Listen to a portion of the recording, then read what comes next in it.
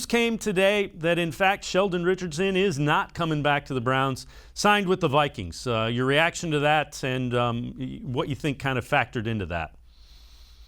To be quite honest, I'm not really surprised. Overall, Sheldon Richardson, phenomenal player. Obviously, I think he's been our best three technique for at least the last decade. But, for Sheldon, he was a great player on the field, but phenomenal leader off the field. And it is a loss for the Browns for sure. However, I do feel like with the players that they've added this offseason, you added Anthony Walker, you added John Johnson. We've talked about both of their leadership qualities already. I think that those guys can be a leader, and especially, too, I haven't even brought up Malik Jackson quite yet. So he's been a veteran in that defensive line room. I do think that overall, they have these leaders that can, fill the void a little bit.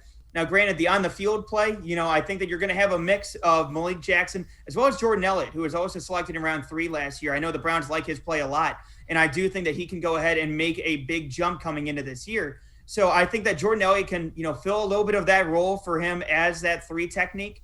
But I do think that overall, you're going to have a mix in of even Jadeveon Clowney, kicking inside, being that speed rusher in that NASCAR package. I do think that, while Sheldon Richardson is a loss, I do think the Browns have done well enough to add enough depth and leadership to where it's not as much of an impact as you would expect from cutting such a great player for them.